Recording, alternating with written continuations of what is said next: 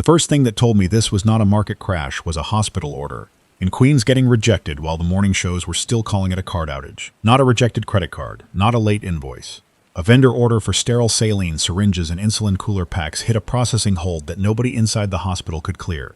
The purchasing clerk had a confirmation number. The supplier had a delivery slot. The truck was already loaded in Secaucus.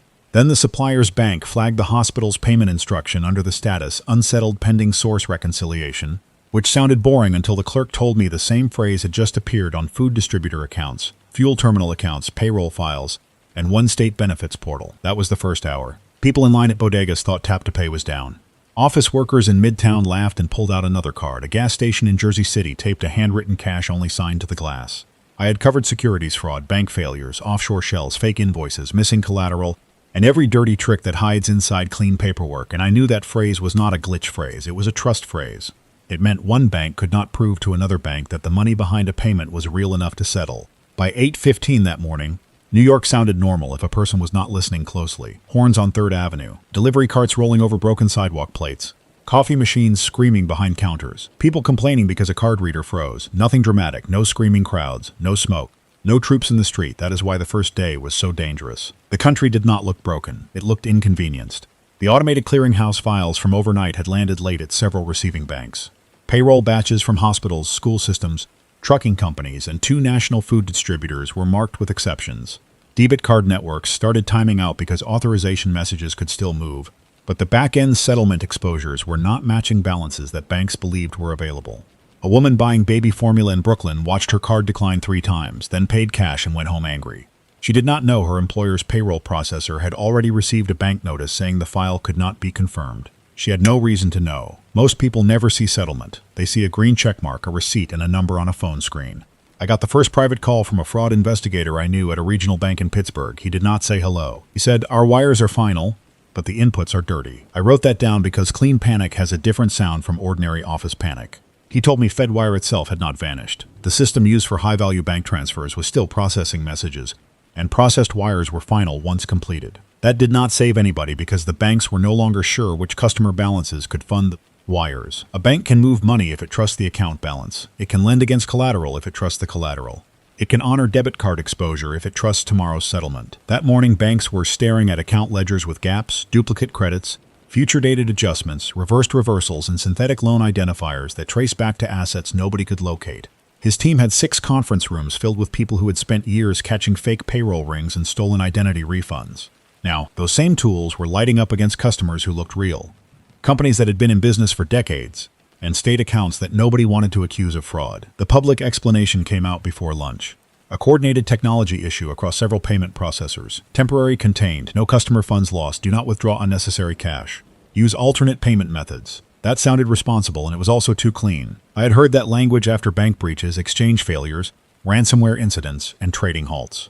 The words were built to keep people calm while lawyers found out which sentence could become evidence. The problem was already wider than processors. A payroll company in Atlanta could not confirm direct deposits for nurses at 3 hospital systems. A fuel wholesaler in Tulsa paused deliveries to independent stations because rack pricing could not be matched against bank settlement files. A grocery chain based in Cincinnati placed purchase limits on meat, baby formula, bottled water, and shelf-stable food because inventory had shipped from warehouses without a clean chain of payment confirmation. In Newark, a container release at the port stalled because a freight forwarder's insurance bond was marked paid in one system and unpaid in another. You could call that a technology issue. You could also call a house fire a heat management event. The stock market did drop that first day, but it was the least interesting thing on the screen. Cable anchors loved the red numbers because red numbers are easy to show. Down points, down percentages. Traders at desks making faces. That stuff looks serious and missed the point. Stocks are a scoreboard. Settlement is the road under the truck carrying food. By early afternoon, the bigger fear was not share price. It was whether a payment sent by a hospital, grocery chain, city agency, or employer would be accepted by the next person in line. Money is not just paper, and it is not just digits. Money is a promise that enough people believe at the same time. Once a cashier, a supplier, a bank officer, and a fuel dispatcher each start asking whether the promise behind the payment is good, the economy slows before anyone votes to stop it. That is what happened. Nobody announced collapse. People placed holds, one small hold at a time. I was working out of a cramped bureau office near Penn Station with 2 producers, a dead printer, and a wall of screens that made everything look more organized than it was. I had been trying to confirm a rumor that several insurers could not post claim payments for storm damage in Texas. The rumor sounded minor until a hospital finance officer in Dallas sent me a screenshot showing an insurer payment marked received by the hospital. S revenue system, but not originated by the insurer's bank. That is not a late check. That is two realities arguing inside the same invoice. 10 minutes later, a pharmacy benefits processor in St. Louis sent a notice to independent pharmacies.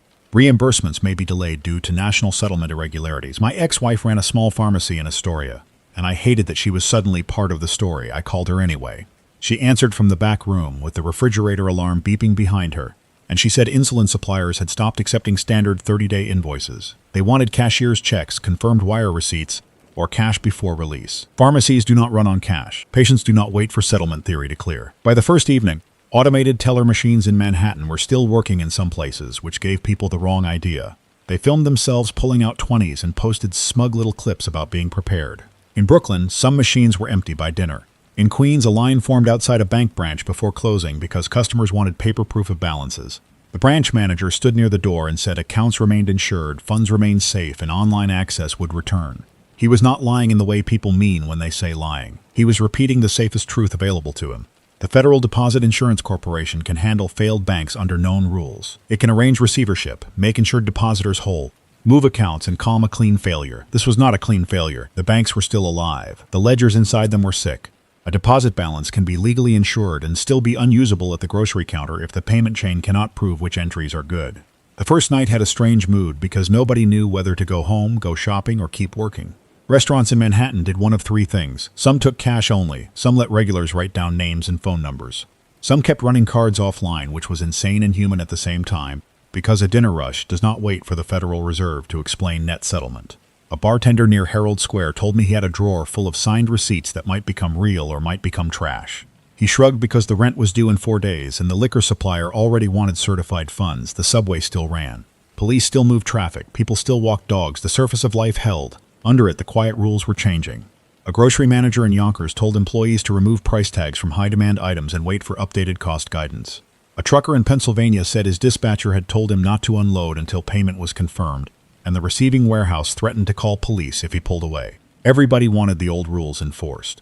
Nobody could agree which old rules still applied. By day 2, the banks stopped pretending the problem was isolated to cards. They used better words, but the meaning came through. Certain transfers were subject to enhanced review. Some funds' availability might be delayed. Institutions were coordinating with regulators. Customers should avoid duplicate payments. That last one made me sit up. Duplicate payments are what happen when frightened people hit submit again after a timeout. One mortgage company saw tens of thousands of customers authorize the same payment 2 or 3 times because the app froze after the first attempt. Some customers were charged once, some twice, some not at all, and some showed payment scheduled for the following week, even though the user had never selected that date. A normal bank error is painful. A national duplicate payment wave is a legal swamp. Who owns the money while the correction is pending? Who eats the overdraft? Who pays the landlord, the utility, the school lunch vendor, the insurance premium? If correction files cannot be trusted, the fix becomes another infection in the ledger. The government benefits failure hit harder than the card failures because benefits are not optional timing for people living week to week. In parts of Alabama, Mississippi, Ohio, New York, and California, benefit cards worked in one store and failed in another store across the street. Retailers were told to honor certain transactions offline up to a limit, but small stores could not afford that. A cashier in the Bronx took a mother's groceries out of bags because the payment approval disappeared after printing. The mother did not yell. That is what stuck with me. She stood there with 2 kids and asked whether she could leave her phone number. The manager wanted to help and knew he could lose his job if he did. That tiny scene explained the collapse better than any market chart. In a working economy, mercy can ride on the back of systems. In a broken settlement economy, mercy becomes a personal credit decision made by a tired person under fluorescent lights. On day 3, fuel started to tell the truth. Gasoline is not sold by hope. Stations buy fuel through distributors who settle through banks, credit lines, and daily price changes tied to wholesale markets. When rack prices cannot be verified and bank exposure is uncertain, independent stations shut pumps or demand cash. Bigger chains stayed open longer because they had stronger treasury departments and internal credit, but even they began setting limits. A station in Newark allowed only 10 gallons per vehicle. A truck stop near Harrisburg required fleet cards from approved carriers only. In rural Kentucky, a fuel supplier refused delivery to a county emergency services depot until a state guarantee arrived by confirmed wire. The county called the governor's office. The governor's office called the bank. The bank said the outgoing guarantee was pending risk review. That sounds absurd until you understand that everybody in that chain had a legal duty not to accept a payment that might be reversed, fraudulent, duplicated, or attached to frozen collateral. The law did not vanish. It got in the way of survival because nobody had built a switch for this kind of trust failure. Day 4 was when invoices became weapons. Companies that owed money delayed payment and blamed the national issue. Companies waiting for money demanded immediate certified funds and blamed the national issue. Fraud teams warned that criminal groups were sending fake settlement confirmations, fake bank letters, fake regulator notices, and fake emergency payment portals. I saw one forged notice that told suppliers to redirect invoice payments to a temporary treasury cleared account. It was good, clean formatting, correct language, real names copied from public records. Only the routing details gave it away. During normal times, fraud lives in the gap between urgency and verification. During that first week, the whole country became one giant verification gap. A city agency in Florida nearly paid a fake fuel invoice. A school district in Arizona wired cafeteria funds to an account that disappeared morning. A hospital in Missouri received a demand from a real vendor and a better-looking demand from a fake vendor within 6 minutes of each other. I kept telling my producers that the story had to stay boring to stay true. No riots if there were no riots. No fake body counts.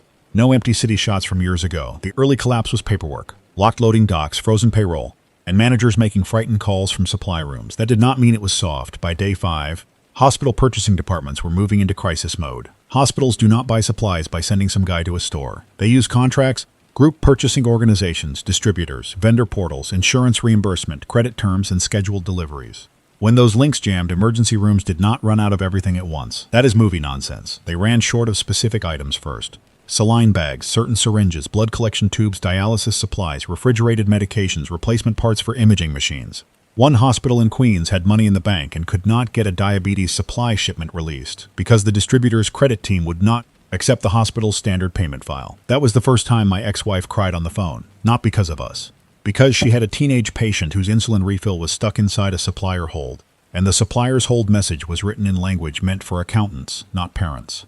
The official emergency banking statement on day 6 did calm some people. It said the Federal Reserve, Treasury, bank regulators, payment networks, and state authorities were coordinating liquidity support, extended settlement windows, emergency reporting relief, and fraud controls.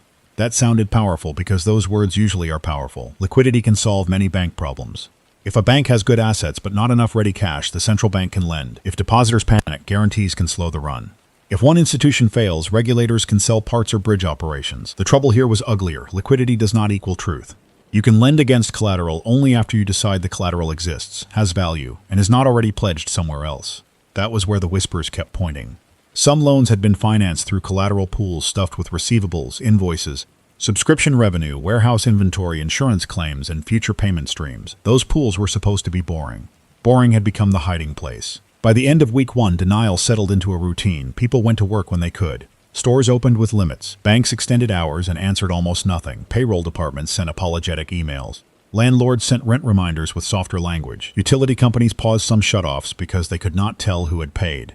Employers issued letters telling workers that wages were funded but delayed due to national processing problems. That sentence did not buy food. In New York, more shops started keeping paper ledgers for regular customers. A deli in Woodside wrote down names, building numbers, and amounts owed. The owner told me he would never do it for strangers. He meant nothing cruel by it. Trust had become local. If he knew your face, he might extend credit. If he did not, cash only. A national currency still existed, but the working currency on that block was memory, reputation, and whether the person behind the counter believed you would come back. The second week began with purchase limits becoming rationing without the word rationing. Nobody wanted to say rationing because that word makes people hear failure. So stores said temporary household limits, supply management, fair access policy, anti-hoarding controls. Same thing on the ground. 2 cartons of eggs, 1 case of bottled water, 1 baby formula container. No cash back, no returns on certain goods. Some chains stopped accepting personal checks entirely, which hurt older customers who still used them. Others accepted checks from local banks only. A grocery chain in the Midwest created a manager-approved account system for known customers, churches, and municipal agencies. In Boston, neighborhood groups built shared spreadsheets tracking which stores accepted cash, cards, checks, or handwritten credit. In Baltimore, a union hall organized a food pickup list for members whose payroll deposits had failed. None of this was revolutionary. It was people trying to keep dinner moving while the national pipes coughed dirty water into every sink. The barter stories came fast, and a lot of them were exaggerated. People love to say money is dead before money is actually dead. Money still worked in week 2 if you had the right kind in the right place. Cash worked until stores ran out of change or feared robbery. Cards worked at some big retailers with internal risk limits. Wires worked for institutions after manual review. Certified checks worked until banks placed holds. Store credit worked when the store trusted you. Barter filled the gaps. A mechanic in Scranton repaired a delivery van for freezer space at a food warehouse. A dentist in Queens accepted canned goods from a patient who had lost payroll access. A pharmacy in Astoria traded flu medication to a clinic for insulin pens from a shipment the clinic had received before supplier holds tightened. That was my ex-wife's pharmacy. She did not tell me until later because she knew I would worry and because she had no patience for worry. She needed refrigeration, verified medication, and enough staff to keep the door controlled. During week 2, fraud became so common that honest people started sounding suspicious. Every payment request needed a phone call. Every phone call could be spoofed. Every invoice needed a second channel. Every second channel could be compromised. Companies started using old callback lists printed before the collapse. Banks asked corporate customers to bring physical identification for transactions that used to take seconds online. Couriers moved cashier's checks between offices in Manhattan. One law firm sent 2 partners by train to Philadelphia with settlement documents because secure email attachments were being questioned. That sounds old-fashioned. It was also rational. Digital trust had been damaged, so institutions retreated to bodies, signatures, sealed, and known rooms. The country did not go backward on purpose. It backed away from the part of the floor that had cracked. The supply chain did not stop evenly. That mattered. Some shelves stayed full, which made skeptics loud. They pointed at stocked cereal aisles and said collapse was media hype. Then a freezer case went empty because the compressor part was stuck with a distributor waiting on verified payment. A pharmacy shelf looked fine until one critical medication disappeared. A county had diesel for school buses but not for ambulances because contracts came through different vendors. A food warehouse had pasta but could not release it to a buyer whose credit insurer had suspended coverage. You could drive from New York to Pennsylvania and see normal life in one town, tight limits in the next, and a closed distribution gate 10 miles beyond that. That unevenness made people argue. They said the crisis was fake because it had not reached them yet. That is one of the oldest mistakes in disaster reporting. A system can fail in layers. The person in the intact layer mocks the person already underwater. The first open political fight broke out over emergency payment priority. Governors wanted fuel, hospitals, food distributors, and public payroll moved first. Banks wanted fraud review before priority release.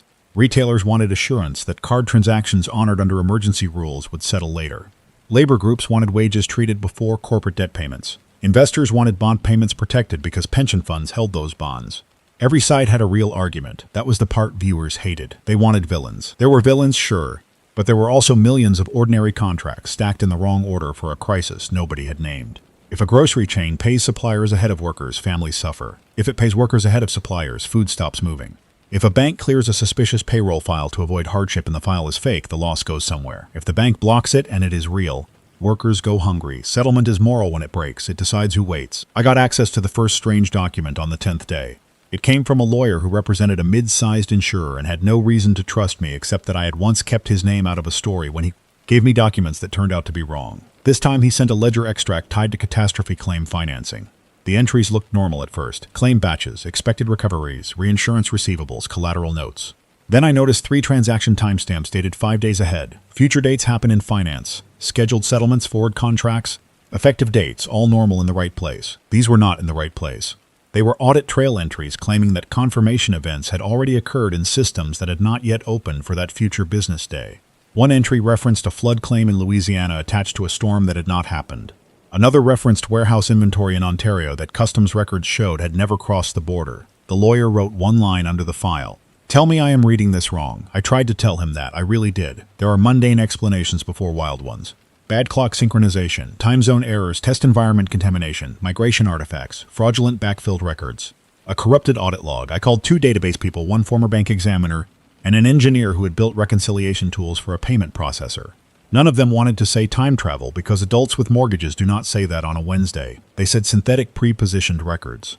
They said predictive booking contamination. They said machine-generated anticipated settlement entries that escaped control tables. In plain talk, a system built to forecast future cash flows may have started writing those forecasts into places reserved for confirmed events. If that was true, the economy had not received messages from the future. It had allowed a machine to treat guesses about future money with settled fact authority. The name attached to several of those records was Helix Meridian. At first I thought it was a fund, then a platform, then a vendor.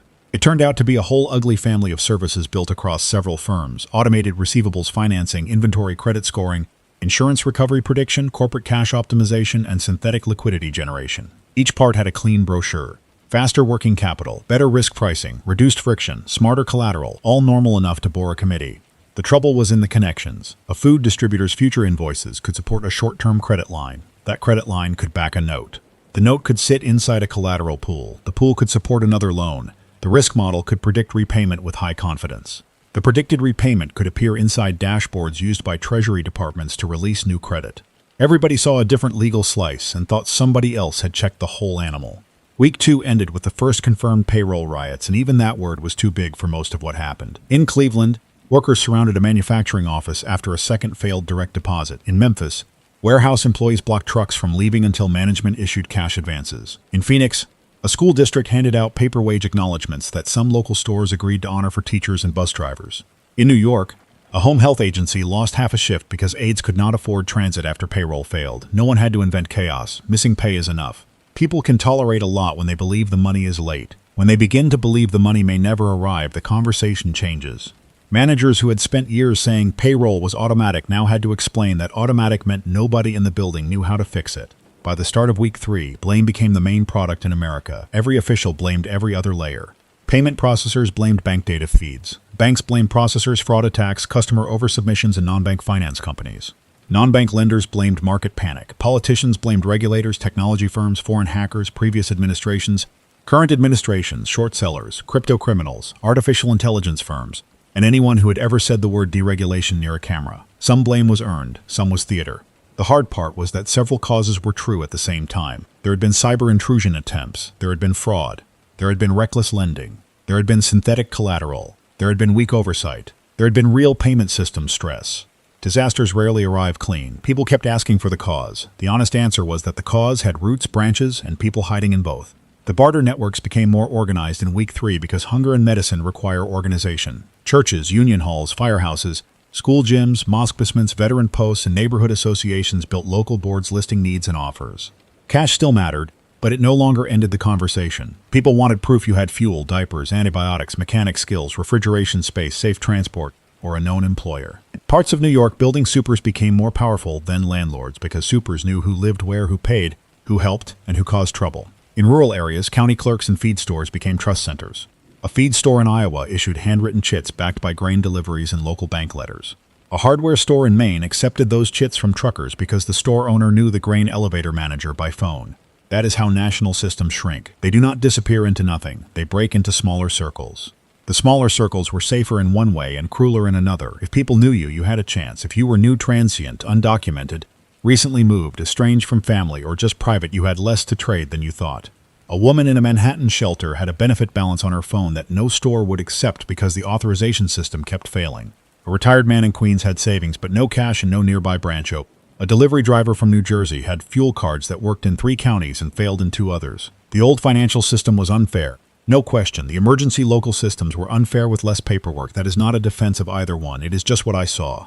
Trust feels warm when you are inside it and cold when you are outside it. The Helix Meridian story broke on the 17th day, not because the government was ready, but because too many reporters had pieces and too many companies were trying to bury the same name. My piece said investigators were examining whether autonomous finance systems had created, traded, or validated synthetic obligations linked to receivables, insurance claims, inventory, and projected cash flows that could not be verified. I avoided the phrase fake money because it was too sloppy. A fake $20 bill is fake money. This was worse. These were claims on future payments booked with present-day asset value, then reused through layers of credit until nobody could tell which real-world goods, services, or debts sat beneath them. Some of it may have started legal. Some of it may have become fraud through neglect. Some of it looked criminal from the first click.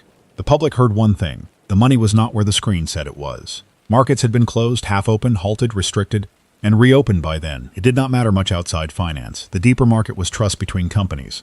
A trucking company in North Carolina refused loads unless payment came from a pre-approved bank. A poultry processor in Georgia stopped shipping outside a 2-state region. A hospital network in California created a direct vendor room where suppliers could present documents in person. A major online retailer limited third-party seller payouts because the platform could not reconcile customer payments, seller balances, returns, and financing advances. Small sellers got wrecked. Some had inventory in warehouses, sales on dashboards, and no usable cash. They were told funds were safe and pending. Pending is a polite word until rent is due. Then pending becomes a closed door. The government tried a National Emergency Settlement Certificate program in week 3. It was meant to create a bridge. Verified entities could receive priority digital certificates backed by Treasury guarantees for essential payments. Hospitals, fuel distributors, grocery chains, utilities, state agencies, and certain payroll processors were first. On paper, it made sense. In practice, it created a new queue, a new target for fraud, and a new political fight. Who gets essential status? A hospital, sure. The company that sterilizes surgical tools, yes. The trucking company hauling chemicals for water treatment, yes. The childcare center watching nurses' kids, maybe.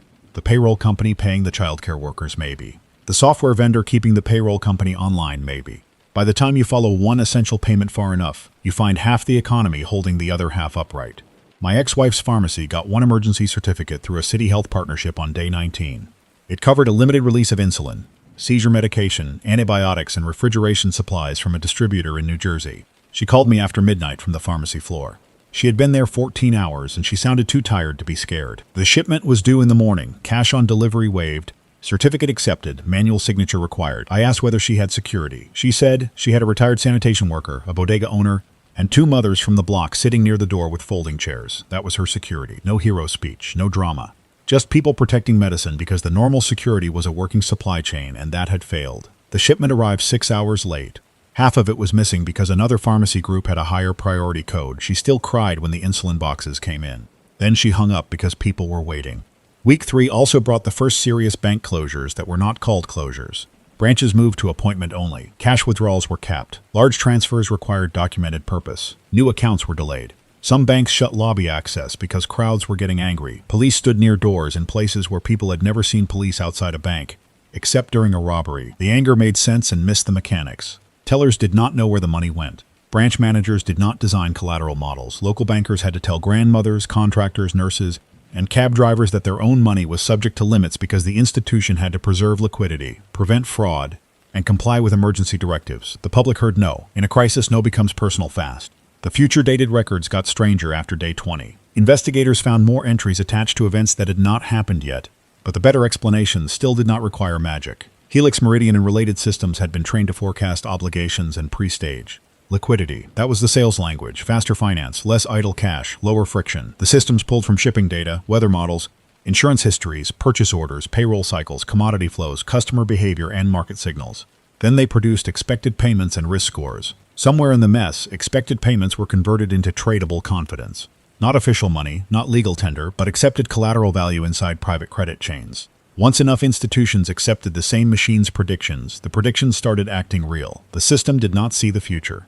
It bullied the present into lending against guesses. That is the part people still struggle with. They ask how a guess can buy food, fuel, or hospital supplies. It happens in steps, each one boring enough to pass. A distributor expects to receive money from grocery chains. It borrows against those receivables. A lender packages that exposure. An insurer wraps part of the risk. A fund buys the yield. A bank accepts the instrument for collateral. A treasury dashboard shows available liquidity. Another company ships goods based on that dashboard. The original grocery sales have not happened yet, but the chain of confidence has already turned them into current spending power. That is normal finance when controlled. Dangerous, but normal. The collapse began when investigators realized some expected cash flows had been generated by machine-linked transactions that no real buyer had initiated, tied to assets that did not exist, duplicated across pools, or dated into periods beyond any signed contract. A lie had entered the bloodstream with good formatting. By day 21, ordinary people had stopped caring about the technical cause unless it helped them get paid. That was fair. A cook in Atlanta wanted wages. A nurse in Queens wanted transit money. A farmer in Kansas wanted diesel. A mother in Fresno wanted formula. A landlord in Jersey City wanted rent and had his own mortgage due. Explaining synthetic receivable collateral to them felt obscene if it did not come with a solution. I tried to keep the reports practical. Which benefits were working? Which states had emergency cash sites? Which banks were open? Which grocery chains accepted offline cards? Which scams were circulating? Which employers had issued wage certificates that local stores honored? The thriller part of the story mattered, but daily survival mattered more.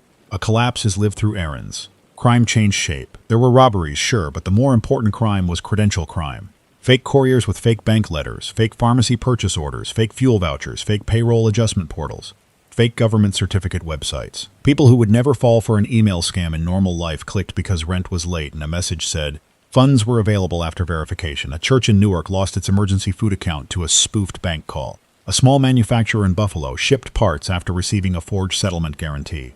A county in Oregon nearly released fuel reserves to a private contractor using a real official's stolen credentials. Police departments were not built for paperwork crime at this volume. Cyber units were overwhelmed. Local detectives were chasing digital ghosts while standing in stations where their own payroll had failed. Political blame turned mean by the 4th week. Congressional hearings began before investigators had finished mapping the records. Executives performed shock, regulators performed firmness, lawmakers performed outrage. Some of them deserved to be angry. Some had taken donations from the same firms they now condemned. I watched one hearing where a finance executive insisted his company only provided analytics and never originated obligations. Then a committee lawyer displayed internal messages showing sales staff bragging that their platform could unlock trapped value from future receivables without waiting for old settlement rails. The executive said that language was informal. I have covered enough white-collar cases to know that informal language is where people tell the truth before counsel edits it. The room got quiet because everybody understood the sentence. They had been selling money before money arrived. Week 4 was when the hard truth reached the public. Some balances would not come back clean. Not all. Not even most consumer deposits in the simple sense. Wages, benefits, deposits, and ordinary transactions had legal protections and political priority. The ugly losses sat in business credit, private debt funds, invoice financing, uninsured corporate cash, collateralized pools, insurance recoveries, platform seller balances, and derivative exposures that touched real life through employers and suppliers. That distinction did not comfort people. If your employer's working capital vanished, your insured personal bank account did not pay your future wages. If your pharmacy supplier lost credit insurance, your debit card did not create medicine. If your landlord's building loan went into review, your rent payment did not guarantee repairs. People learned that my money is safe and my life keeps functioning are different claims. On day 23, New York started issuing municipal priority vouchers for certain services. Not a new currency, officials insisted. A temporary claims instrument. The words mattered legally and not at all to the guy using one to get groceries. The vouchers went to city employees, health workers, sanitation crews, emergency contractors, and approved care facilities. Some stores accepted them, some refused. Some accepted them at less than face value, which officials called illegal and customers called the only option. Similar systems appeared across the country under different names: county warrants, emergency wage notes, fuel chits, hospital certificates, store credit ledgers, school meal slips. America did not become one barter economy. It became thousands of local accounting experiments, each one trying to answer the same question. Who do we trust until the big system proves it deserves trust again? There were good people inside banks. I need to say that because public anger started treating every bank worker for a thief. I talked to a reconciliation manager in Charlotte who slept under her desk for 2 nights while her team manually matched payroll files for hospital workers. I talked to a compliance officer in Chicago who broke down because every release decision could hurt somebody.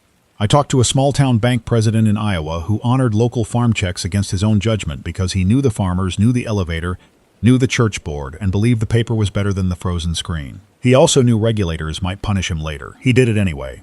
Systems fail from the top and get carried for a while by exhausted people below. That does not absolve the top. It just explains why everything did not stop at once. The month's worst moment for me came from a grocery warehouse in Elizabeth, New Jersey. A loading dispute had been going on for 9 hours. The warehouse had food, trucks had drivers, stores had empty shelves. The buyer's payment sat in emergency certificate review. The seller's bank wanted additional verification. The insurer had suspended shipment coverage. The truckers wanted guaranteed fuel reimbursement. The police wanted the driveway cleared. Everybody was standing around real food that could not move because the documents around it had lost authority. I walked past pallets of cereal, canned soup, rice, and diapers while managers argued with phones pressed to their ears. Nothing in that building was imaginary. The hunger outside was not imaginary. The money trouble between them was also not imaginary. That is what made it so maddening. The country had the goods in places and the need in other places, but trust had broken in the middle. On day 25, investigators confirmed that some Helix-linked obligations had been looped. A projected payment supported financing. The financing created a purchase commitment. The commitment fed the model, and the model improved the projected payment score. That loop could make weak demand look stronger, bad collateral look diversified, and future cash look close enough to touch. When one institution questioned the chain, the confidence score dropped. When the score dropped, loans breached covenants. When covenants breached, firms had to post more collateral. When collateral could not be verified, shipments paused. That is the clean version. The dirty version is that people had figured out how to profit from the loop and fed it because fees came now and consequences came later. Later arrived in the first month and knocked on every door at once. The public wanted arrests. Some came. A few executives, several data brokers, a treasury officer who had approved side agreements, 2 consultants who had built fake client onboarding documents, a group that used stolen business identities to generate receivable streams. The arrests helped the mood for a day and solved very little. You can handcuff a fraudster. You cannot handcuff 1,000 contracts and make them settle. The legal work ahead was brutal. Which obligations were valid? Which were mistaken? Which were fraudulent? Which firms were solvent without disputed collateral? Which suppliers got paid first? Which workers were protected? Which investors ate losses? Which local emergency credits became enforceable debt? A nation can survive lost money. It struggles with disputed truth. By day 26, families had adapted in ways that sounded small and were not small. People carried cash in separate pockets. They took photos of receipts. They wrote down card approvals. They asked employers for paper wage letters. They shopped in groups. They shared rides to stores that accepted certain payment types. They kept medication lists on paper because pharmacy systems were inconsistent. They checked on older neighbors who did not understand why a balance on a screen could not buy groceries. Parents traded shifts standing in bank lines. Landlords and tenants sat at kitchen tables with handwritten repayment plans. None of this looked historic while it happened. It looked annoying, humiliating, and tiring. Most survival is not cinematic. It is waiting in line with a folder of documents and trying not to lose your temper. The food system bent but did not fully break in the first month because too many people refused to let it. Federal and state authorities ties major corridors. The Port of Newark, the Port of Los Angeles, rail hubs near Chicago, the Memphis Freight Network, the Dallas Distribution Belt, and key fuel routes received emergency support. Military logistics helped in some places, mostly with planning, security, and transport for medical goods. Private companies created direct exchange agreements. Farmers sold locally when national buyers stalled. Food banks became clearinghouses for more than donated food. They tracked refrigeration, trucks, volunteers, fuel, and payment promises. The phrase supply chain used to bore people. By week 4, ordinary people understood that a loaf of bread carried farm credit, diesel, packaging, labor, insurance, warehouse space, software, store credit, and trust. The bread did not get simpler because people were hungry. The medical system suffered in sharper ways. Hospitals can improvise food service, paperwork, and staffing for a while. They cannot improvise every medication, sterile item, oxygen part, dialysis filter, and device repair. Emergency certificates helped, but priority created resentment. A pharmacy that received insulin might not receive antibiotics. A clinic that received antibiotics might not receive test strips. A rural hospital might have money but lose a vendor to a larger hospital with better certification. Doctors and pharmacists started making allocation decisions no one wanted. Patients heard delayed and believed someone was choosing against them. Sometimes that was true. Sometimes it was a truck stuck behind payment review in another state. Systems hide responsibility when they work and scatter responsibility when they fail. My ex-wife's pharmacy stayed open because the neighborhood made it a project. That is the most honest way to put it. A restaurant loaned refrigerator space during a power hiccup. A retired accountant helped verify emergency paperwork. 2 teenagers delivered prescriptions on bikes for store credit and sandwiches. A police officer checked the block without making a show of it. Patients who could pay cash paid. Patients who could not sign ledgers. She hated the ledger because it made her judge people she had known for years. She told me that was the part nobody would put in a policy memo. The system forced her to decide who got trust and who got asked for proof. She had become a banker in a pharmacy coat, and she hated every minute of it. On day 28, the president gave the speech people had been waiting for and dreading. The country would honor insured deposits. Essential payments would receive priority clearing. Emergency payroll support would expand. Fraud prosecutions would accelerate. Certain private credit instruments would be frozen pending review. Some institutions would be restructured. Some losses would not be socialized. The last sentence was the one that mattered. It meant not everyone would be made whole. It meant the screen balances in some corporate and investment accounts were claims in a fight, not money in a drawer. It meant businesses built on fast-rolling credit might fail even if customers wanted their products. It meant workers would suffer for decisions they never made. The speech was sober, and people still shouted at televisions because sober truth does not fill a refrigerator. After the speech, I walked from Midtown down toward Union Square because the subway station near the office was packed, and I needed to hear the city without studio. Glass between us. New York had not ended. That should not sound comforting or dismissive. The halal carts were out where they could get supplies. Some took cash only. A coffee shop accepted city vouchers for sanitation workers. A bookstore traded used books for diapers through a neighborhood board. A bank branch had plywood over one broken window and a printed notice about appointment hours. People were angry, funny, tired, generous, selfish, all of it mixed together block by block. A man in a suit argued with a cashier over a declined corporate card while a woman behind him quietly paid cash for his sandwich because she wanted the line to move. He thanked her, embarrassed. She told him to stop talking and eat. That was the month in one sentence. The final week did not bring one big reveal. It brought a stack of smaller confirmations that were worse because each one closed an escape route. The collapse was not caused by one hacker, not one bad bank, not one foreign attack, not one artificial intelligence system doing spooky nonsense in a basement. It was a financial culture that had spent years turning expected future payments into present leverage, then letting automated systems accelerate the practice faster than human verification could follow. Fraudsters exploited it. Executives profited from it. Regulators missed pieces. Customers trusted screens. Companies trusted dashboards. Banks trusted collateral agents. Collateral agents trusted models. Models trusted data. Data included lies. Once the lies were large enough, settlement stopped being routine and became a national argument. People asked me when money died. I do not think it died in the first month. That would be too simple and too dramatic. Money got smaller, it lost range. A dollar still bought things in the right hand, at the right counter, under the right rule. A bank balance still mattered if the receiving party trusted the path. A government certificate mattered where stores believed reimbursement would come. A local chit mattered inside the county and meant nothing 2 states away. Money did not vanish, it fractured. That might be scarier because fractured money lets normal life continue just enough to keep people moving, while every transaction becomes a negotiation. You do not wake up in a new world. You stand in line, reach the register, and learn which world that counter is using. On day 30, I sat in the bureau office with a pile of printed notes because paper had become comforting in a way I never expected. The screens still worked. The banks still operated. The markets were not dead. The government had not fallen. The country was not some empty wasteland. And anyone selling that image was lying. The truth was more useful and more frightening. Payroll was uneven. Supplier credit was damaged. Essential goods moved through priority channels. Fraud was everywhere. Local trust had replaced national trust in thousands of places.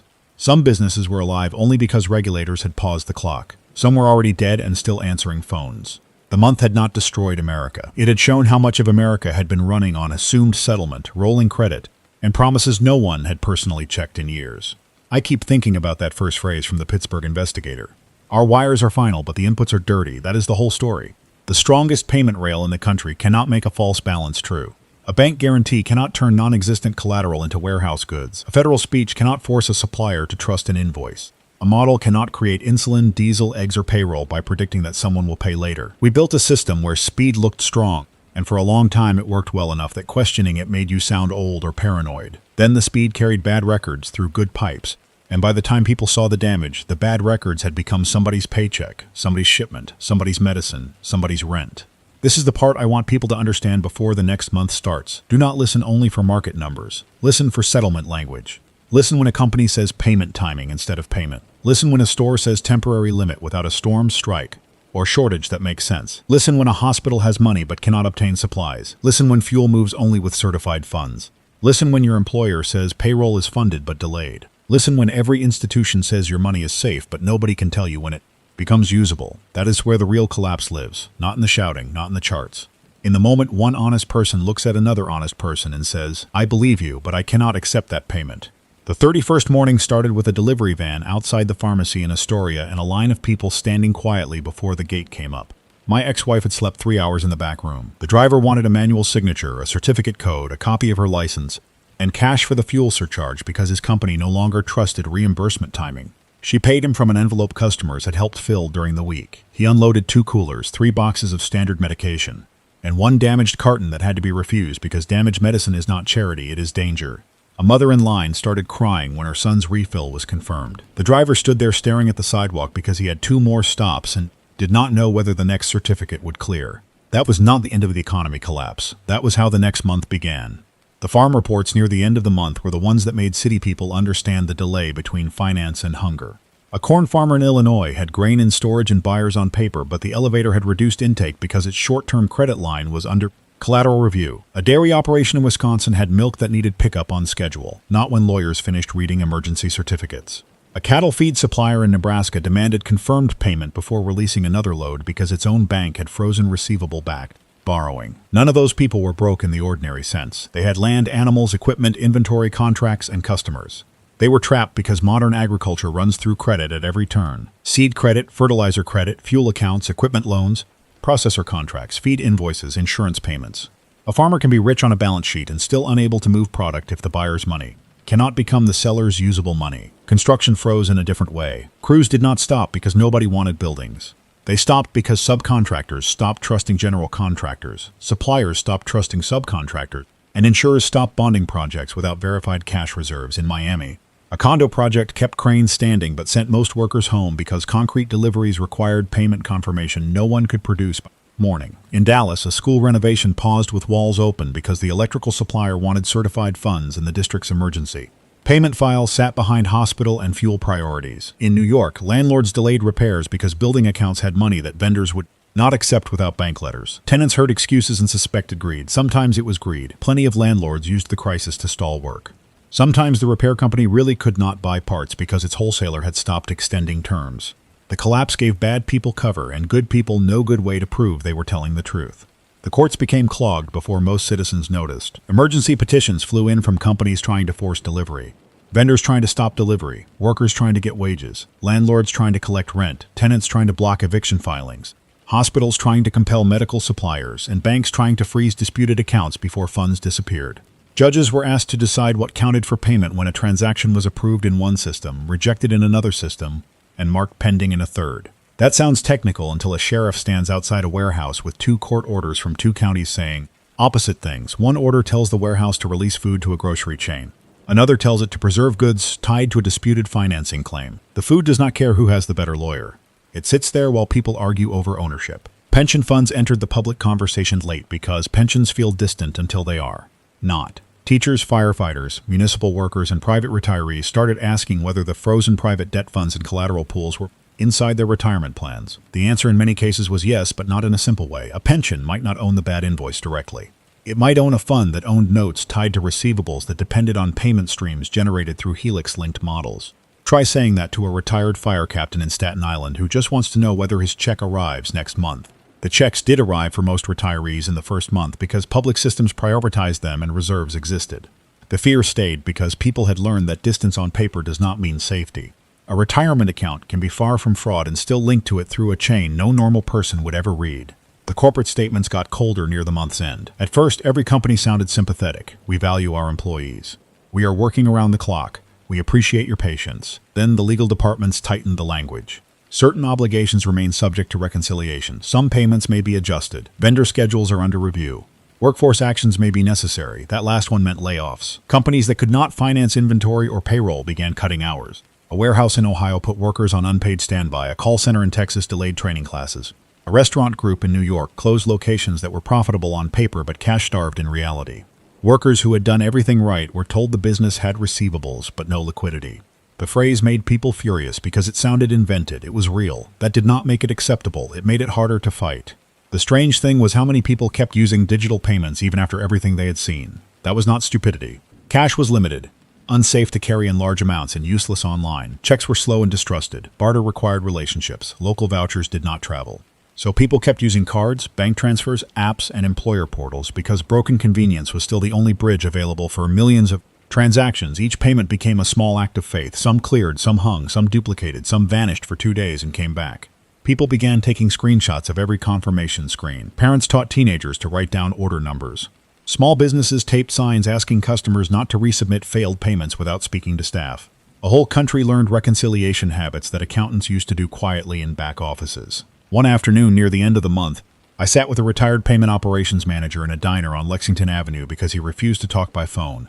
He had worked in banking for 40 years and looked offended by almost everything the modern industry had allowed.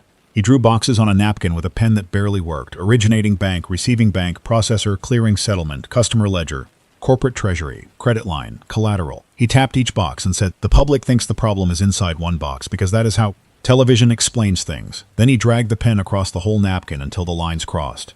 The problem is when bad information moves through good boxes and each box says it did its assigned job. No one box owns the whole truth. That was the cleanest explanation I heard all month, and it came from a man eating eggs with a coupon because his pension supplement had been delayed. There were rumors about foreign money replacing the dollar, private coins taking over, gold dealers becoming kings, and armed groups creating hard money territories. Most of that was nonsense or sales pitch. People with gold still needed groceries from stores that wanted change, supplier credit, and refrigeration. People with cryptocurrency still needed an exchange path to usable goods, and many exchanges were tangled in the same banking reviews. Foreign currencies helped some importers and border communities, but did not magically fix domestic payroll, local rent, school lunches, or pharmacy orders. The lesson was not that some other object becomes perfect money. The lesson was that money depends on acceptance, law, logistics, and daily trust. Change the token and the question remains: who accepts it, where, at what value, and what happens when the next person says no? The one place cash did become powerful was in the hidden economy that had always existed beside the official one. Day labor, repairs, food trucks, local hauling, babysitting, small medical favors, security, courier work. Some of it helped communities survive. Some of it became exploitation fast. Workers accepted lower pay in cash because delayed payroll was worse. Elderly people paid too much for rides to pharmacies. Small stores bought scarce goods from informal suppliers because regular vendors were frozen.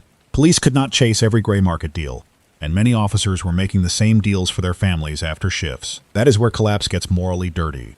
A local workaround can be mutual aid in the morning and price gouging by evening. The line moves with fear. By the last weekend of the first month, the phrase proof of funds had entered normal speech. People used it wrong half the time, but the instinct was right. Sellers wanted proof, landlords wanted proof, employees wanted proof, stores wanted proof, suppliers wanted proof. Proof used to mean a bank screen, a card approval, a payroll email, a contract, a credit score, a purchase order. Now proof meant something closer to personal belief backed by documents, relationships, and priority rules. A man at a hardware store in Queens tried to buy a generator with a corporate card and a letter from his employer. The clerk called the employer, called the bank number printed from an old file, called the manager at home, then accepted half cash and half store credit. The transaction took 40 minutes. Both men apologized afterward. Neither had done anything wrong. That was the new normal, trying to be born in real time. The first month after the economy collapsed did not teach me that money is fake. That is a lazy lesson. Money is very real when rent is due, when a truck needs fuel, when a pharmacy needs insulin, when a worker needs wages, when a grocery store has to reorder milk. What it taught me is that money is not a number sitting alone. It is a chain of acceptance. It is 1,000 people, machines, laws, habits, records, and promises agreeing to move in the same direction. Break enough links, and the number stays on the screen while life stops around it. The screen can still glow, the app can still open, the receipt can still print. The question is whether the next person accepts it. That question became the country's main question, and after 1 month, we still did not have one answer.